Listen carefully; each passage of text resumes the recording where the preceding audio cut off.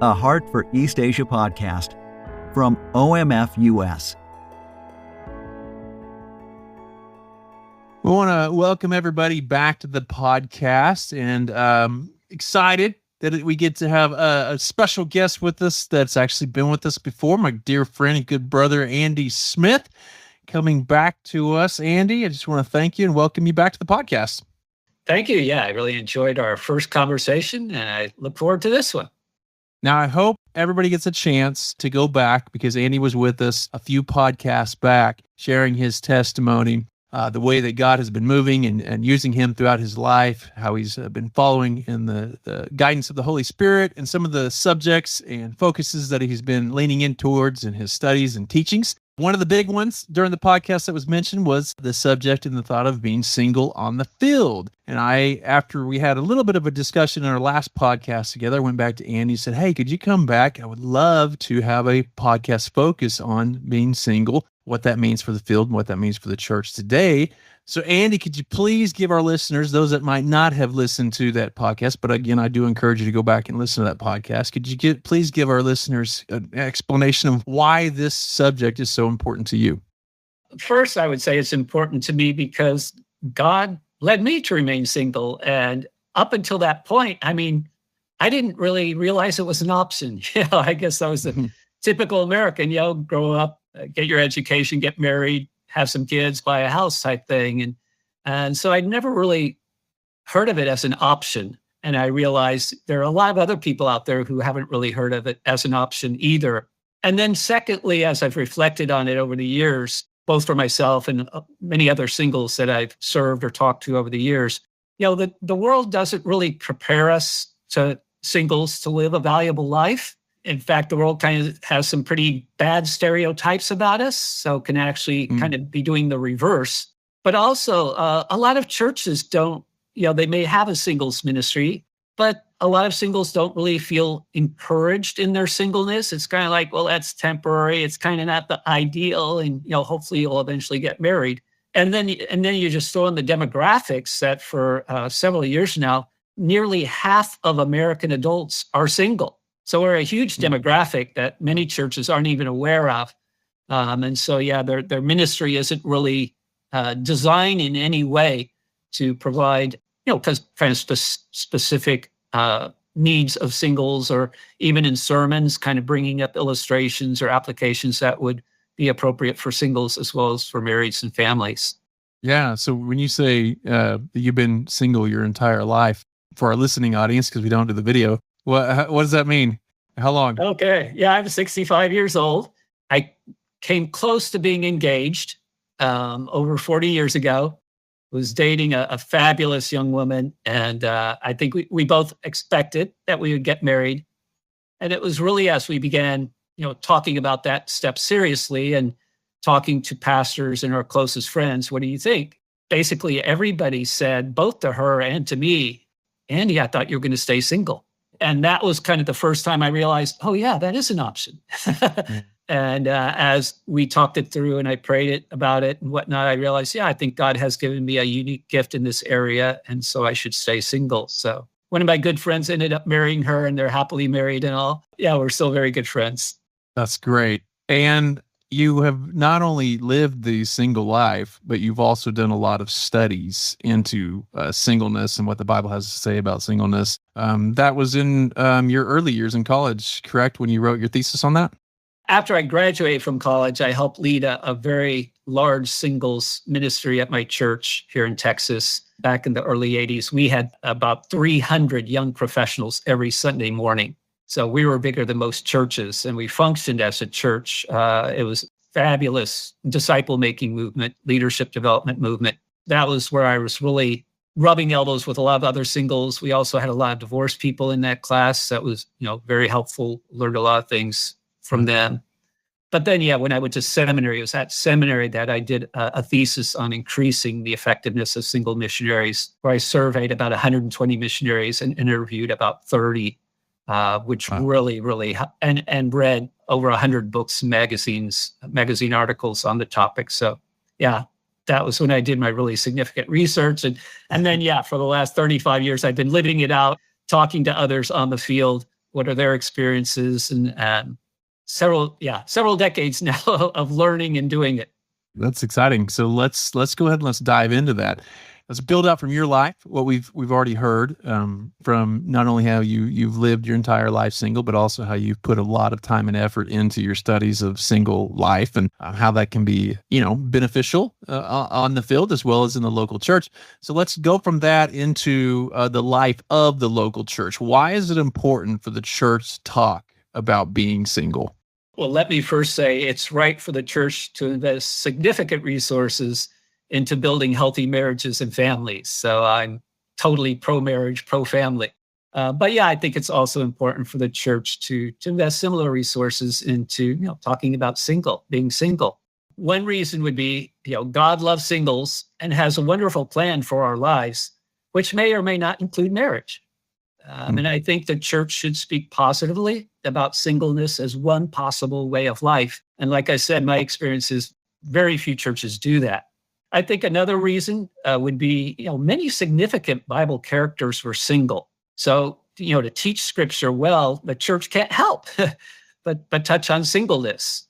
Another thing, like I mentioned before, it's important for the church to talk about this because we may be hearing from the world a very wrong message about singles, that we live wild lives, et cetera, we're selfish.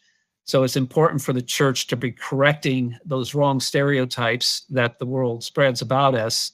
And another one that I have learned over the years isn't true in every context, but in some contexts, some single adults would have more free time than would married adults. And so the church should encourage them to use that time in service of fellow people. So those would be several things why I think it's important for the church to talk about being single. That's good. So if we're going to go to the local church family, and present singleness in a healthy way, what are some steps? What are some helpful guidelines you might give us? I would always say, marriage is God's normal plan for most people, his usual plan, but he also has, singleness is a possible way of life. And so I'd encourage churches to promote a biblical perspective on singleness. I wouldn't want to embarrass people, but, we could go to many pastors and say, do you have a good biblical theology of marriage and family? And most would say yes. But if we were to say, do you have a good biblical theology on singleness? I think we would see far fewer. So, I just think it's helpful to promote that perspective.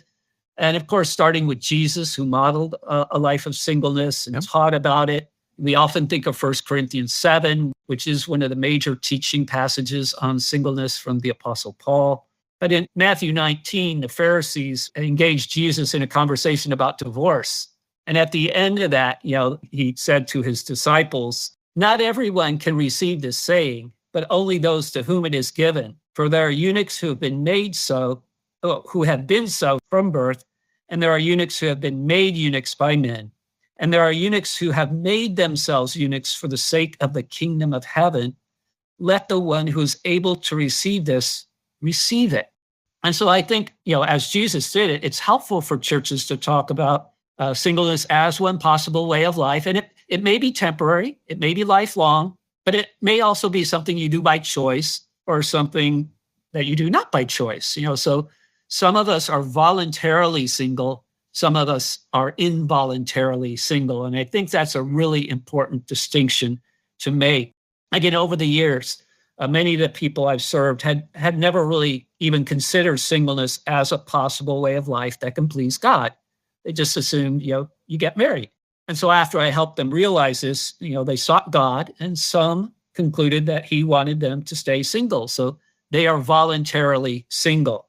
Of course, most of the people I talk to realize they should get married, and they are happily married. Some of them realize they should get married, but they never have. They've never had the opportunity to get married. And so those involuntary singles.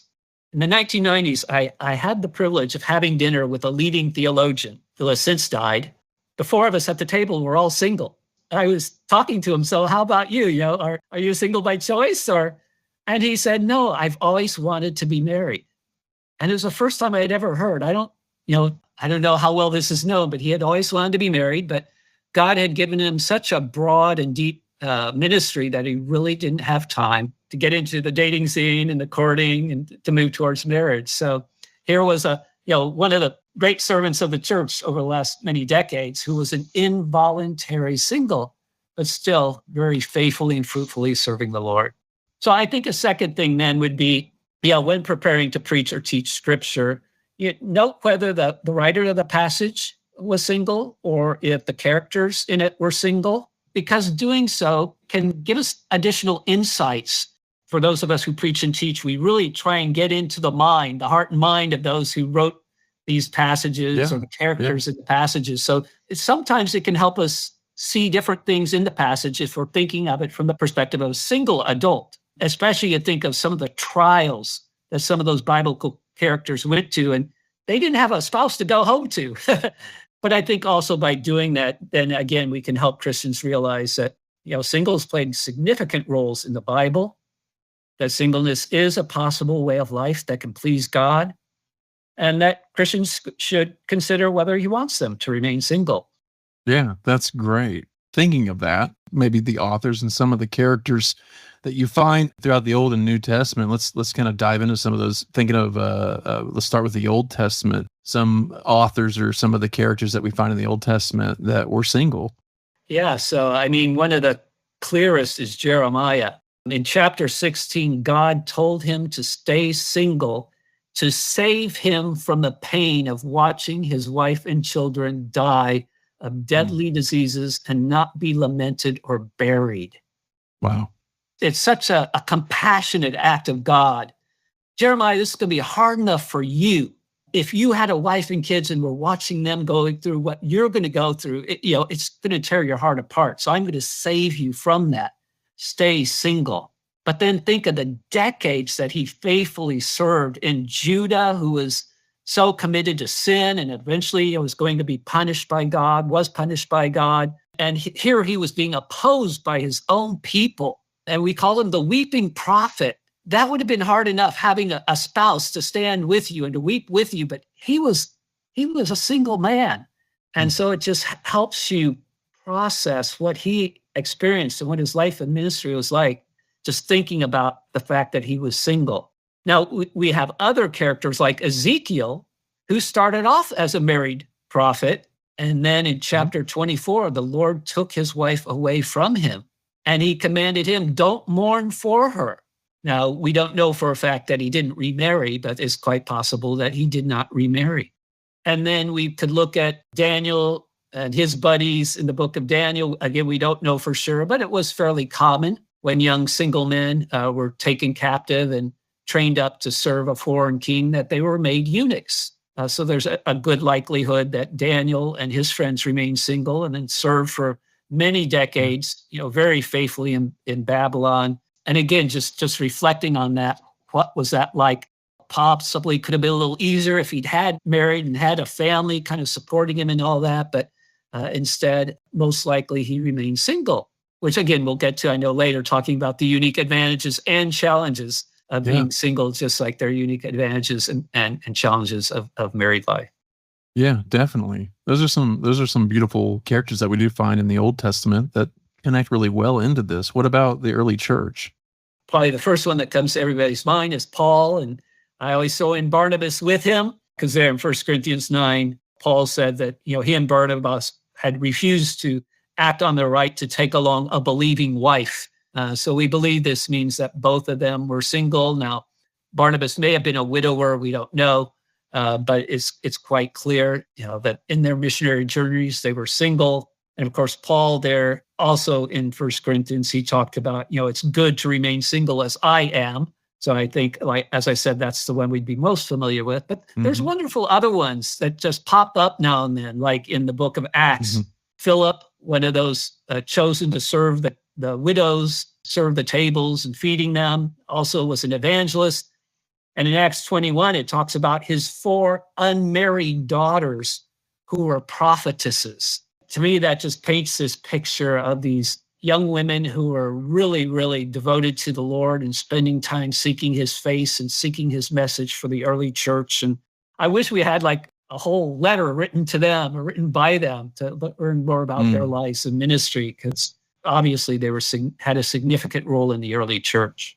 Yeah, no doubt. So these little examples you've given, the Bible's positive outlook on singles, as well as the many characters throughout the Old and New Testament that lived a single life, creating a focus that dives deep into the positivity of the scripture and being single, as well as the simplicity of saying, hey, by the way, this individual lived a single life and God used them in many ways. I'm just wondering, in your experience, those are easy to do, but it seems like they're so often neglected. Why would we pass up such a simple thing in making a simple statement that, by the way, this individual was single, and because of that, this may have opened up these sort of doors for them? Why do you think the church sort of strays away from that instead of looking at the positivity of it and promoting when you come across a certain character like Jeremiah, Daniel, Ezekiel, et cetera, and saying they were single, by the way?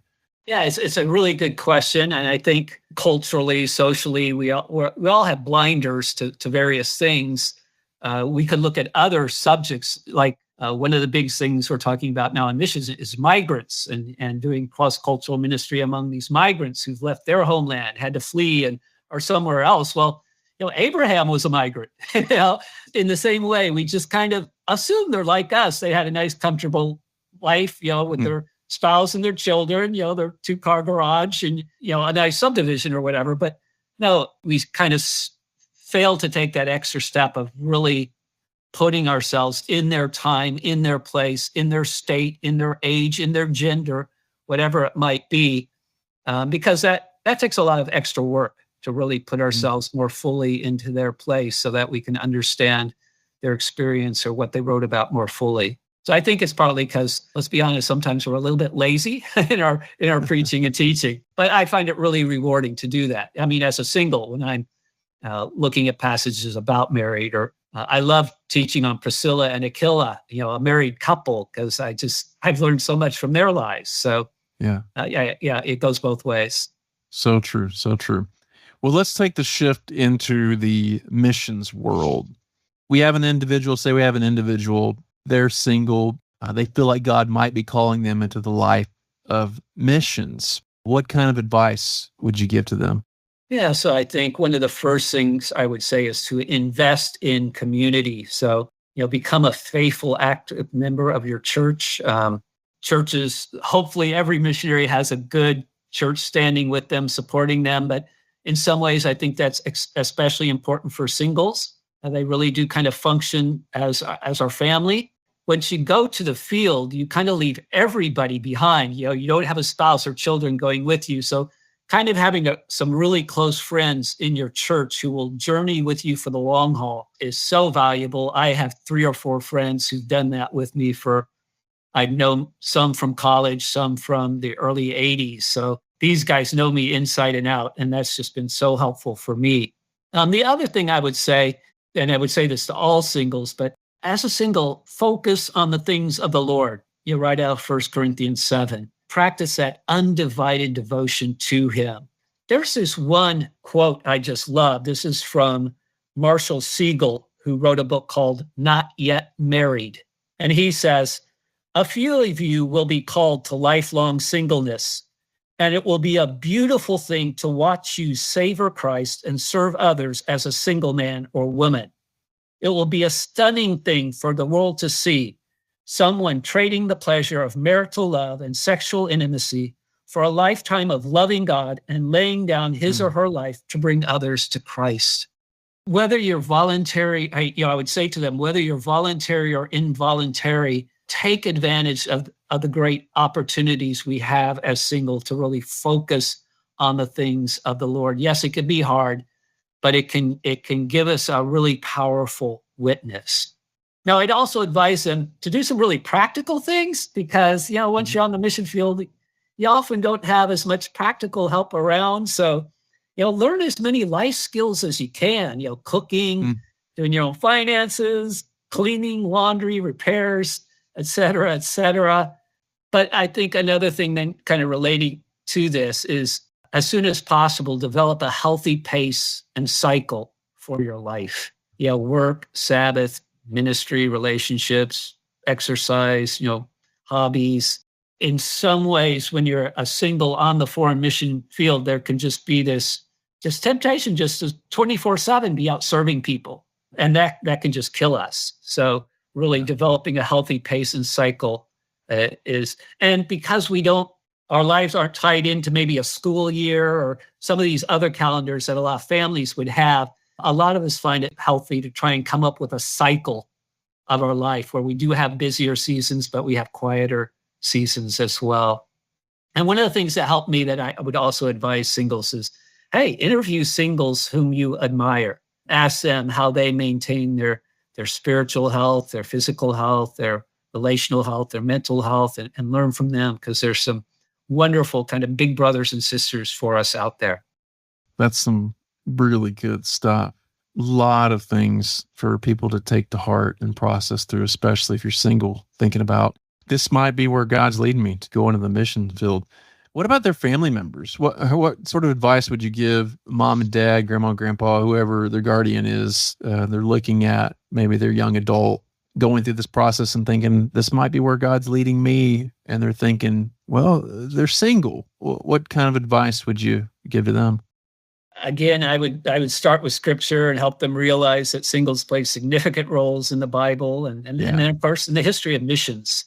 I would remind them that, there are unique benefits and challenges for singles on the mission field. And I would talk about some of those. I would talk about they might get married on the mission field, but they might not. So, I'd just be very, very honest about that. I'd try and help them understand how they can support that single family member in pursuing missions and once they're on the field. Now, in certain cultures, especially now I've been in Asia for so many years, this would be especially true of Asian families, that they can expect their children to care for their parents in their old age. And it often seems easier for single adult children to do this than for married adult children to uproot the whole family to go care for mom and dad. So I would open this subject with them and have engaged them in a very good open discussion about it, because I think for especially, like I said, families from certain cultures, that's an additional factor. The other thing I wanted to bring up, though, and this is probably a good time to bring it up. So when I did my research, two of the fascinating things that came out of it were number one, some voluntary singles set aside a few days every few years to thank God for helping them stay pure and to ask him if he wants them to continue in singleness for the next few years. So, this is something I'd be talking to with singles considering missions, but also with their families. Hey, God may only want this family member to be single for a short season. We don't know. They may end up married. We don't know. Time will tell. But the second thing that came out of my research that I find very helpful for talking to them and sometimes with their families is that a huge turning point for some involuntarily single women missionaries comes around the 40-year mark, when they reach about 40 years old. At that point, many of them end their overseas service and resettle at home. So I think that's important for some singles to know, but also for the families to know, hey, God may only have your single daughter overseas for 10, 15 years. We don't know. That's a fairly common pattern. But the other thing then is, especially those 40-something single female missionaries who continue in overseas service. When I did my survey and interviewed people, some of these so deeply consecrate themselves to the Lord that they go on to be some of the most outstanding missionaries. And a lot of them do amazing quiet work. There aren't many books written about them, but in heaven, man, they're going to have a lot of crowns because they have done some amazing work in some very hard places. So true. Some of the most impactful leaders in the missions have been singles that God has used to do incredible things. So that's brilliant. That's beautiful. As a father or somebody sending out one of your children or somebody you're a legal guardian over into the mission field and they're single, that's some great advice in how to support them and care for them. And love on them well. We've kind of hit a little bit about the local church or local church family having a better theology on being single and making sure that as we speak through different books of the Bibles, different writings in the Bible, we've let people know that these individuals were single. And this is some of the amazing things that God has done for them. But as your local church family begins to send out a missionary and they might be single, was there some extra advice that you would give to them and supporting their single missionary as well? Yeah, I think the main thing is, I would urge them to build a strong support team for those single workers. As a single, you don't have that in-house family. And so we do need a little extra support from our church family back home. I mean, I'm so incredibly thankful for my church here in Texas and some of my best friends who just really been on this whole missionary journey with me all these years. There's no way I could have made it without them. But I think the church is the place to help that single person discern whether he or she is a voluntary or involuntary single. Being able to discern that can be very helpful. I think we might talk about this a little more later, but in terms of matchmaking, I don't know, there's just some Christians who want to matchmake every single they ever meet, and sometimes that's appreciated. Sometimes it can actually destroy relationships. So there are those kinds of factors. But also it can help them discern where they should perhaps be placed. There would be some mission contexts which are not healthy for singles, or where singles really have no role in society. But there'd be other contexts where that's a dangerous place. It's probably wiser to send a single to that place than a family with young children. So you just think of some war zones or places with just terrible disease and whatnot, or really bad poverty. So I think those are some of the other ways that a church could help that single person considering missions. How do you work through that discernment process if they're voluntary or involuntary? That's a really good question. So I've talked to enough people that I just have a series of questions I ask them. But a lot of it, you can really look at 1 Corinthians 7 and talk about, most people that I've talked to do have that beautiful God-given desire to be married, to have that beautiful, intimate marriage relationship, to make children, to have a family. If people have that, I say, okay, I don't think you have the gift of singleness, okay?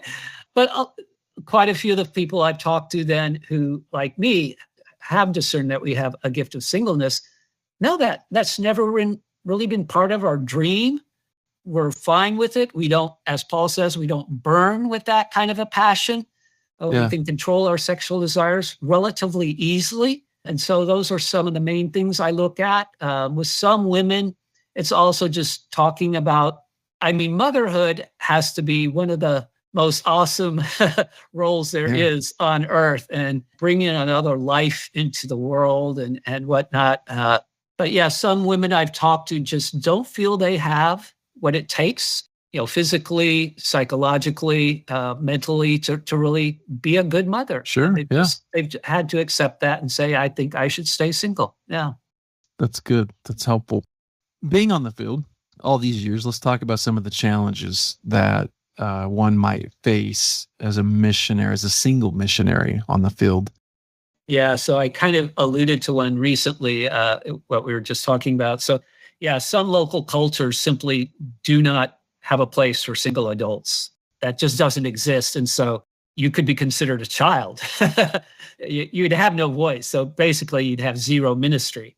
So that's a challenge in some contexts. There's also, you can lack someone to really carry your burdens. Life is hard enough when you're trying to do cross-cultural missions. There's just a lot of burdens, and to carry those sometimes on your own, that's a really, really heavy challenge. And I think this is one reason why, many singles after maybe 10 years of service, they bring it to an end, because that's a heavy load to carry.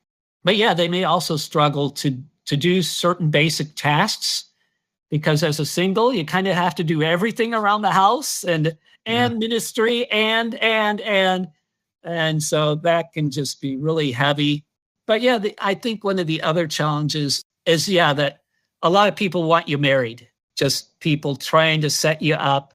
as I was applying to OMF, I had an open offer. And one of the countries that I was considering, the church is small in that country. And a lot of those churches would be, 15 members, 2/3 of which are women, many of whom are like a mother and a daughter. So, if a single male missionary shows up at that church, the mother's like, hey, there it is. There's me believing man for my daughter. And if you say, well, no, I'm not going to get married. I mean, that can cause shame.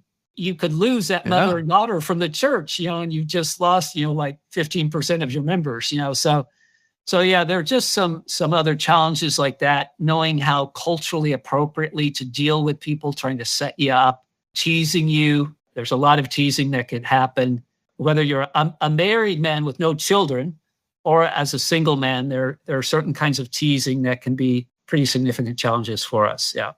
Yeah. I think that's probably one of the reasons why it's so good to have a healthy theology on being single and knowing those individuals throughout scripture that were single, even Jesus himself, because you can speak into that in a whole new way that can enlighten so many people that might be just ignorant of it, and the beauty that can come from it, that is there within that life, especially, when they say, they might question, well, why are you single? You chose to be single. Why would you choose to do that? Well, did you know Paul was single? Did you know Jesus was single? And then just, and explain that to them. So yeah, I think that's really, really important.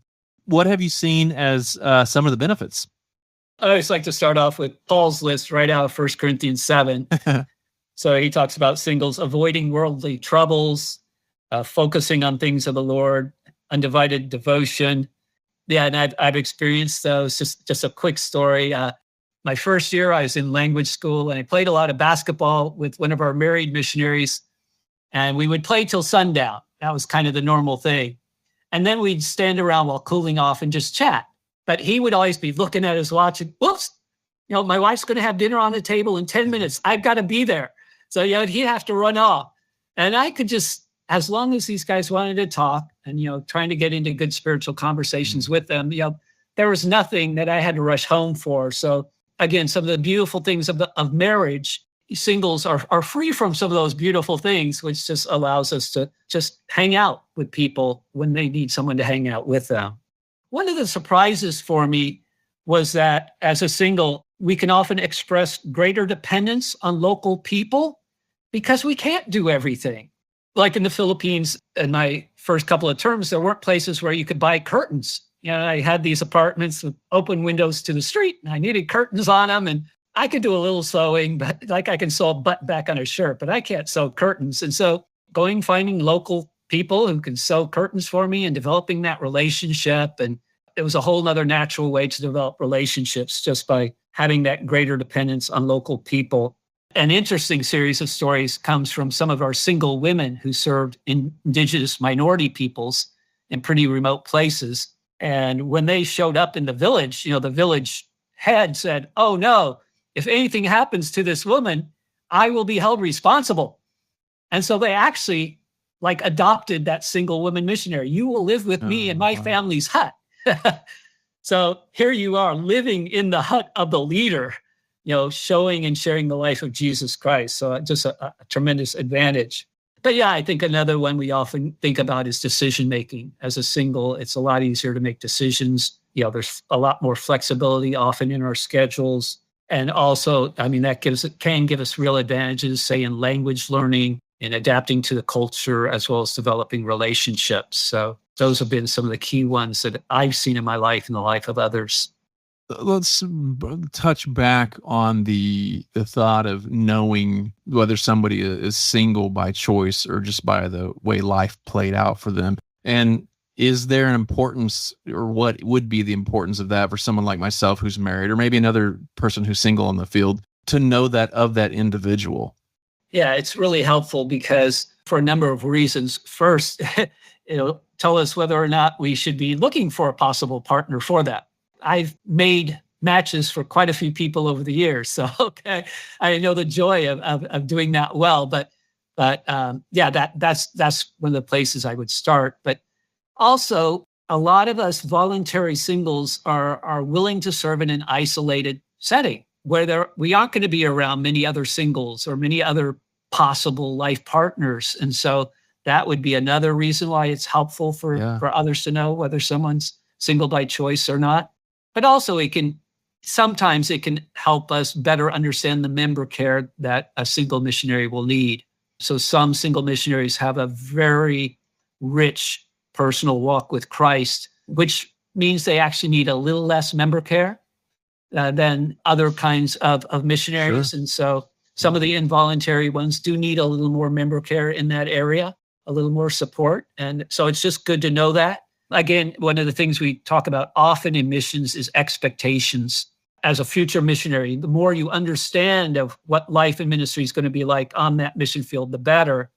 But also, the more the people who will be part of your team on that field, the more they know about you, the more they can help, meet your needs. So, they will have an expectation. If we add Rodney to our team and his family, okay, this is what they're bringing to the team. This is what they're going to need from the team. So it just helps you prepare to provide that member care that's going to be needed.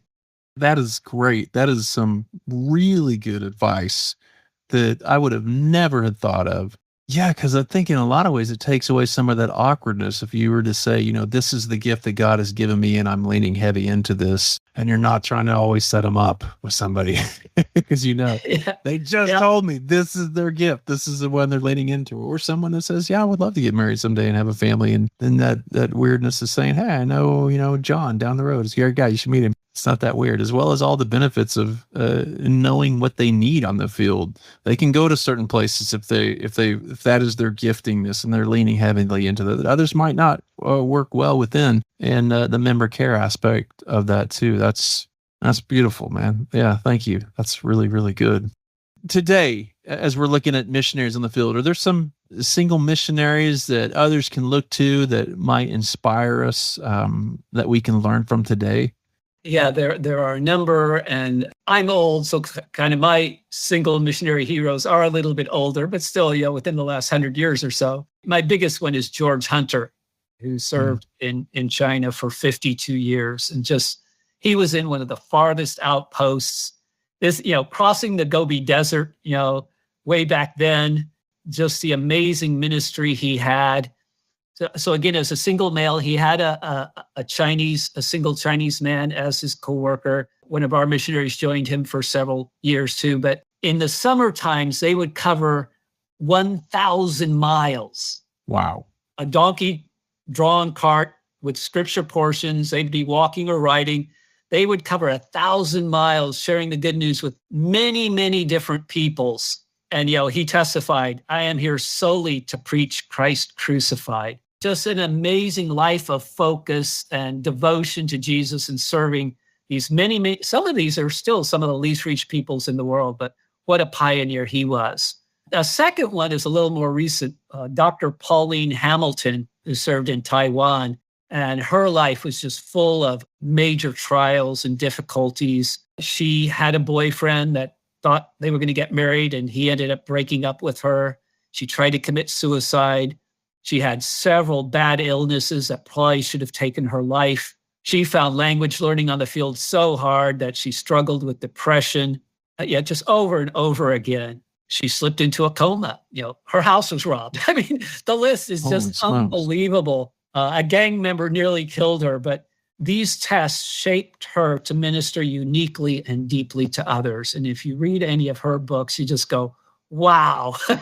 It's kind of like just a testimony to someone who totally depended on God, because in herself, she was weak. She was, discouraged, very much an involuntary single, but just left herself in God's hands, and God did amazing things through her life. Wow. And her name was Dr. Pauline Hamilton. Hamilton. Yeah. Okay. Yeah, definitely. What other, maybe some resources or things you might recommend to help with this? Yeah. So I think, again, just do Bible studies. There's good Bible content on singleness, but as well as just on some of the great single Bible characters. So do some good Bible studies on them, which could include looking at certain passages, but also some of those Bible characters. But then I just think reading biographies about single missionaries, and there are many. I've mentioned a few, but a few others of ours, like Percy Mather, Mildred Cable, Eva French, Francisca French, who we called the trio, those three single ladies who did amazing things. Dr. Jessie McDonald, Margaret King, and there are many others, but these are some of the ones whose lives I've really benefited from reading about. That's super helpful. Andy, as we kind of wrap up our time together, I want to thank you for joining and guiding us through this. I'll just give you any last words that you would like to leave our listening audience with as we close up this time thinking about singles on the field. Yeah, so I think, for all of us, let's take a little more time to really get to know each other, appreciate each other, and the unique contributions that both singles and marrieds can make to kingdom work, whether at home or on the foreign mission field. But then, for singles, if God is beginning to guide you towards cross-cultural service, really think through what steps you should take to do singleness well on the field. And a lot of that will, like I said, a big part of that is developing a really good community here to journey with you. And then if married, again, I like to say to married people, what steps could you take to help singles do singleness well on the field? So again, just be proactive, knowing whether to be looking for a partner or not, or, what are some of the things they can't do that you could volunteer to do for them, et cetera, et cetera. So again, it's just kind of basic body life as congregations of just serving one another. Yeah. Well, so true. Well, thank you so much, Andy. It's been great catching up with you again. I just want to praise you for all you're doing. I'm so grateful for our friendship, that God crossed our paths many years ago, and for all you're doing for the kingdom. Keep it up, brother. Beautiful to catch back up with you and have time to talk about this important topic, the beauty of being single, being called in the single life, and how the Bible does speak positively of that, and some of the most incredible characters that we find in the Bible. That was the life that God led them into. Thank you so much, man. Thank you for having me again. To learn more about OMF, visit us at omf.org/US.